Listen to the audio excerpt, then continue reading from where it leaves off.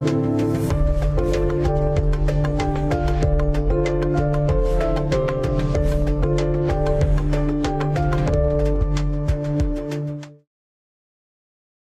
alaikum ladies and gentlemen, this is your host Ghazal Ahmed bringing you some more daily economic updates. और आज जो काफ़ी ज़्यादा अच्छी और बड़ी खबर ये है कि स्टॉक मार्केट ने एक दफ़ा फिर से एक नई तारीख रकम कर दी है।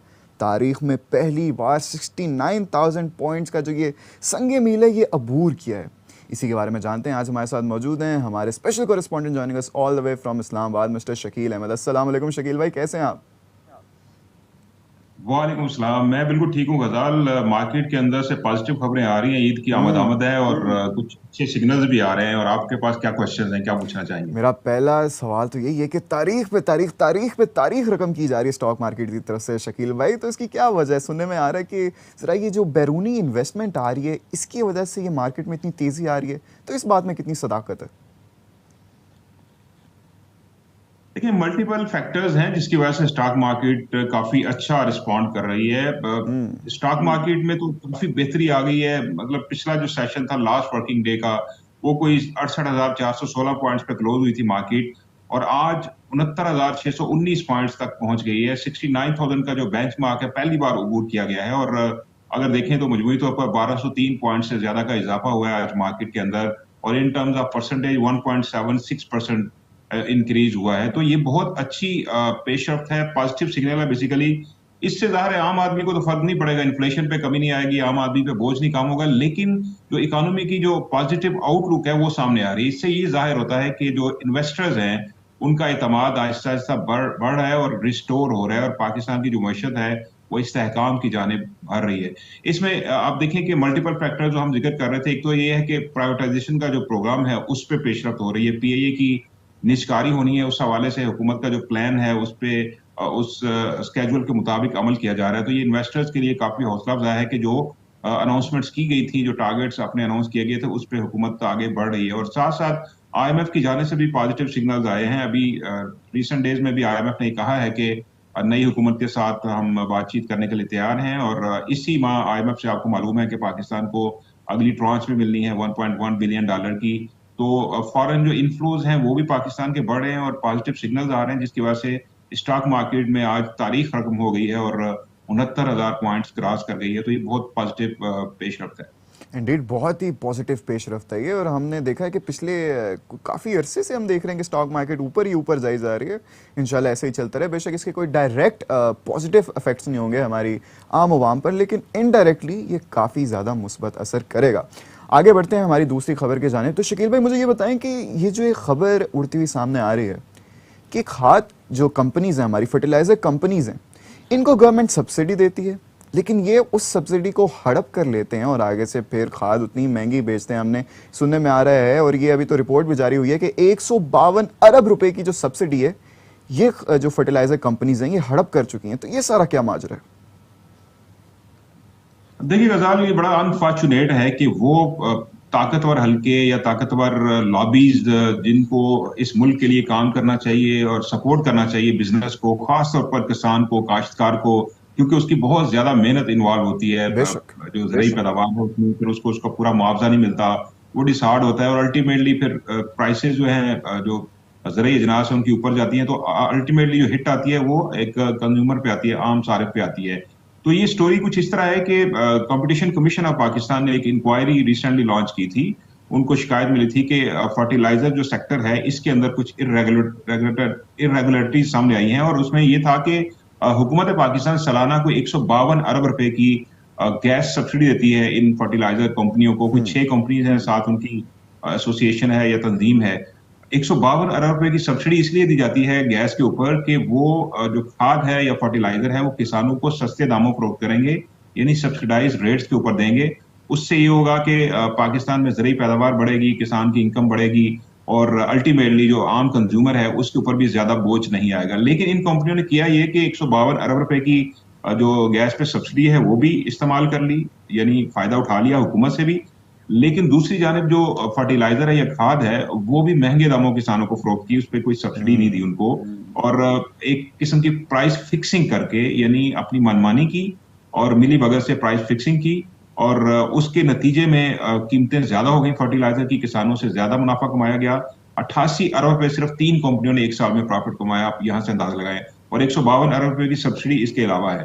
तो कंपटीशन कमीशन ने शो कॉज नोटिस जारी किया इन कंपनियों को और इनकी तंजीम को, और अब इनसे कहा है कि वजाहत दें। उस वजाहत के बाद इनको फाइन हो सकता है 7.5 करोड़ रुपए हर कंपनी को, या फिर उनका जो टर्नओवर है एनुअल उसका 10%। लेकिन देखना यह है कि जो ट्राइब्यूनल होगा वो क्या डिसीजन लेता है और किस तरह का इनको पेनल्टी होती है। लेकिन इसमें गजाल इतनी सिंपल चीजें नहीं है, बल्कि आप देखें कि पाकिस्तान के अंदर ये जो फर्टिलाइजर कंपनियां हैं इनका इक्विटी के ऊपर जो रिटर्न है, जो प्रॉफिट मार्जिन है, वो कहीं 45-46% है। जी जबकि हमसाया जो भारत है उसमें ये सिर्फ 20% है। आप देखें कि दुगना से भी ज्यादा पाकिस्तान में ये कंपनियां प्रॉफिट कमा रही हैं, लेकिन दूसरी तरफ सब्सिडी भी अवेल कर रही हैं और जो किसान है, जो काश्तकार है, उनको सस्ते दामों खाद फराहम नहीं कर रही।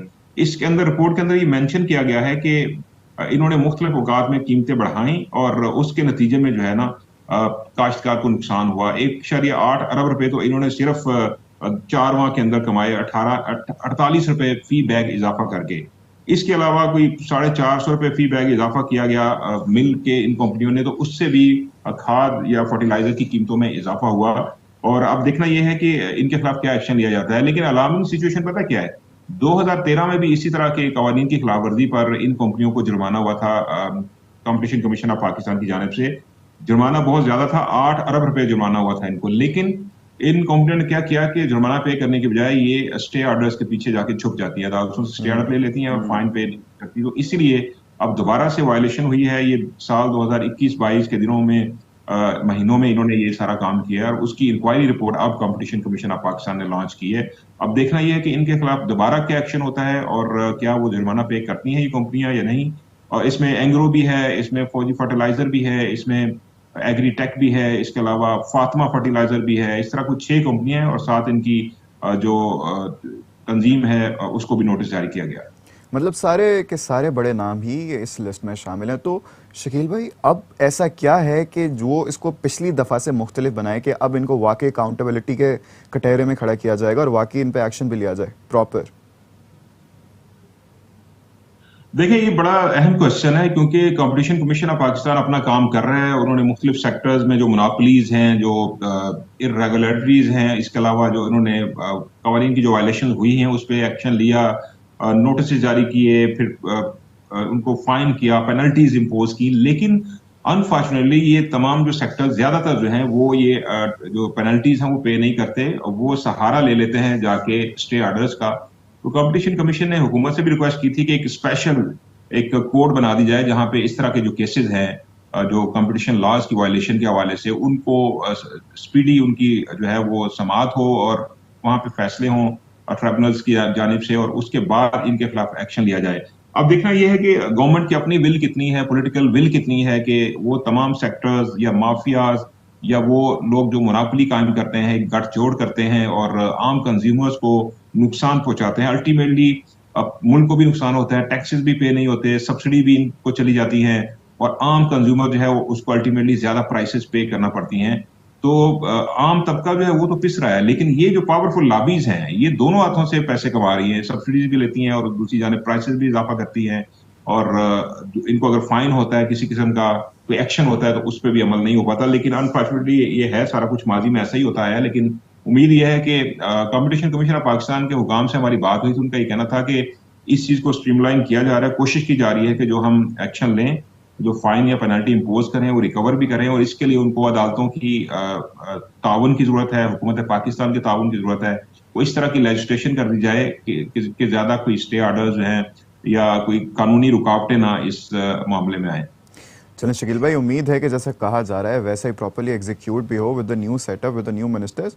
तो talking about the new setup and the new minister, हमने ये देखा कि ईसीसी में एक दफ़ा फिर से तश्कील नू हुई है। ईसीसी में हमने देखा कि पहले के वज़ीर आज़म जो थे उन्होंने चेयरमैनशिप संभाली, फिर उसके बाद औरंगज़ेब साहब को ये मिल गई और अब दोबारा से इसमें एक मेंबर का एडिशन हुआ है। तो ये बार बार ये चेंजेस क्यों आ रहे हैं? देखिए, ये बड़ी दिलचस्प सूरत हाल है क्योंकि अभी तक मोस्ट पावरफुल जो फोरम है पाकिस्तान में, जो इकोनॉमिक मैटर्स के या फैसला साजी के हवाले से है, वो अभी तक सेटल नहीं हो पा रहा। 22 मार्च को प्राइम मिनिस्टर ऑफ पाकिस्तान ने 7 कमेटियां तश्कील दी थी, और जिसमें जो मोस्ट इंपॉर्टेंट कमेटी है इक्तिसादी राब्ता कमेटी, ईसीसी यानी इकोनॉमिक कोऑर्डिनेशन कमेटी, जो जी कैबिनेट में होती है, उसकी चेयरमैनशिप प्राइम मिनिस्टर ने अपने पास रख ली।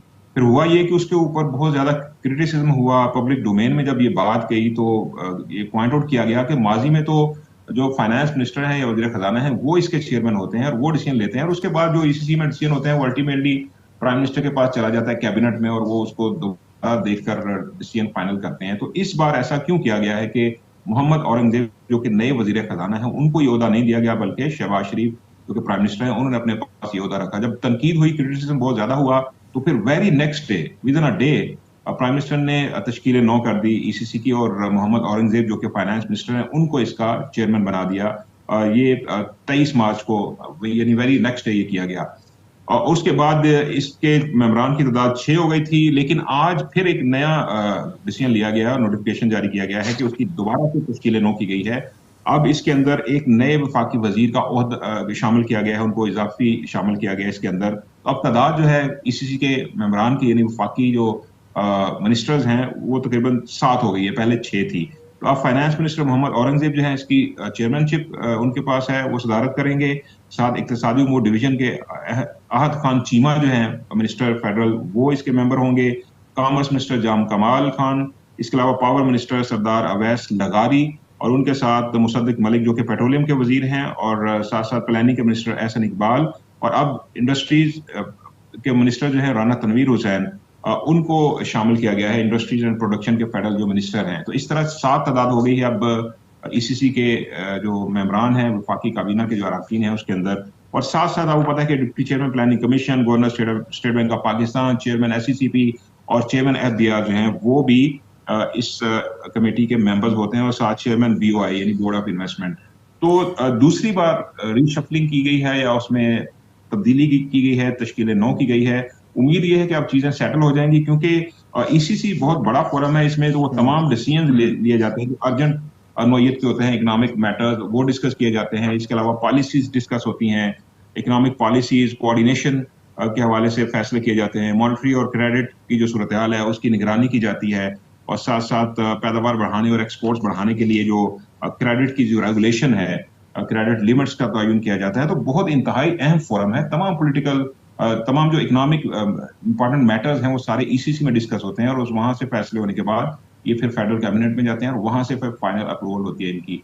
तो अब तश्कील नौ दूसरी बार हो गई है। उम्मीद है कि अब चीजें सेटल हो जाएंगी और स्मूथली वर्किंग शुरू हो जाएगी इकोनॉमिक कोऑर्डिनेशन की। लेकिन मैं आपको यहाँ पे एक और नुकता बता दूं, ये भी पहली बार हुआ है कि ये गवर्नमेंट जब से आई है इन्होंने 2 इजलास ईसीसी के किए हैं अभी तक, और दोनों मीटिंग्स के जो डिसीजन है वो पब्लिक नहीं किए गए।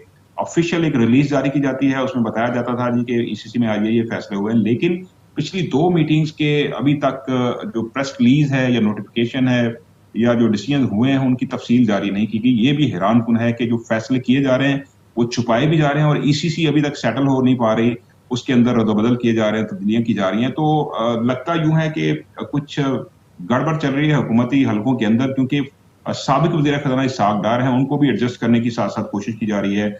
उनको जो निजकारी की कमेटी है उसका चेयरमैन बना दिया गया। माजी में ये होता था कि जो फाइनेंस मिनिस्टर हैं वही प्राइवेटाइजेशन की कमेटी के चेयरमैन होते थे, जो कैबिनेट कमेटी और प्राइवेटाइजेशन है। और इसी तरह प्राइम मिनिस्टर ने अपने पास एक और कमेटी अहम रखी हुई है जो कि एनर्जी सेक्टर के हवाले से है, वो उसकी चेयरमैनशिप उनके पास है। तो लगता यूं है कि जो साबिक वज़ीर ख़ज़ाना इसहाक़ डार हैं और जो current finance minister Mohammad Aurangzeb जो कि टेक्नोक्रेट हैं, उनका पॉलिटिकल बैकग्राउंड नहीं है, एक बैंकर थे, अच्छा खासा उनका एक कैरियर है पूरा। तो एक किस्म की कोई टसल चल रही है जिसमें चीजें सेटल नहीं हो पा रही, इख्तियारात की जंग आप कह लें वो चल रही है, जो पावर गेन करने के हवाले से रस्साकशी की सूरत हाल है। तो अब देखना यह है कि आने वाले दिनों में इस हवाले से क्या मजीद पेशरफ्त होती है। तो शकील भाई, मैंने तो आपसे जो भी फॉलोअप क्वेश्चंस पूछे थे आपने उनके सबका जवाब पहले ही दे दिया। देखिए जैसे ईद का समय, इससे मुझे ये जो ईद पे शेर चल रहे होते हैं वो याद आ गया कि दिल को दिल से राह होती है, अखबारा फटे तो ठा होती है। लेकिन एक शकील भाई, जाते जाते एक ठा जो आवाम के साथ हुई है वो ज़रा बताता चलूँ मैं आपको कि हमने पहले तो बात की कि स्टॉक मार्केट ने तो तारीख पे तारीख रकम की है, लेकिन इसके साथ साथ आप जानते हैं कि सोने की कीमतों ने भी तारीख रकम कर दी है। ये तारीख की बुलंद तरीन सतह पर पहुंच गई हैं। 24 कैरेट फी तोले सोने की कीमत तारीख में पहली बार 2,45,700 रुपये हो गई है। मतलब जहाँ पे हम देख रहे हैं कि खुशखबरियाँ आ रही हैं, वहाँ पे ऐसी अनफॉर्चुनेट न्यूज़ भी आ रही हैं, ज़रा महंगाई भी अच्छी खासी जा रही है। तो ये थोड़ा सा मुझे, इफ़ यू कैन, तो मुझे बताएं कि ये सोने की कीमत में इतना इजाफे की वजह क्या है? क्या इंटरनेशनल मार्केट का असर है या किसी माफिया का? ये चल क्या रहा है? इंटरनेशनल मार्केट का भी असर है, और अब जो आम कंज्यूमर है, आम सारिफ है, जो ये गरीब फैमिली है, ये तबका है, वो तो अफोर्ड नहीं कर सकता। जितनी आपने प्राइसेस बता दिए हैं, ये तो होश उड़ा देने वाली प्राइसेस हैं। बिल्कुल। तो अब शादी ब्याह के दिनों में भी लोग कोशिश ये करते हैं कि कोई आर्टिफिशियल किस्म की ज्वेलरी जो है वो इस्तेमाल कर लें, या कहीं से अरेंज कर लें फॉर द टाइम बिंग। तो ज्यादातर लोग इसी तरह गुजारा कर रहे हैं, लेकिन जितनी कीमतें हो गई हैं, ये तो आम कंज्यूमर, ये सारिफ की पहुंच से बाहर है। चलें शकील भाई, आपका बहुत बहुत शुक्रिया, आज आपने हमें अपना कीमती वक्त दिया, और आप लोगों का भी आज की ये लाइव स्ट्रीम देखने का बहुत बहुत शुक्रिया। आप सबको ज़्यादा से ज़्यादा इतना ही कहना चाहूँगा कि हम सबकी तरफ से एडवांस में ईद मुबारक। आपसे मुलाकात होगी इंशाल्लाह इन टुमारोज लाइव स्ट्रीम। तब तक के लिए अपना ढेर सारा ख्याल रखिएगा। अल्लाह हाफिज़।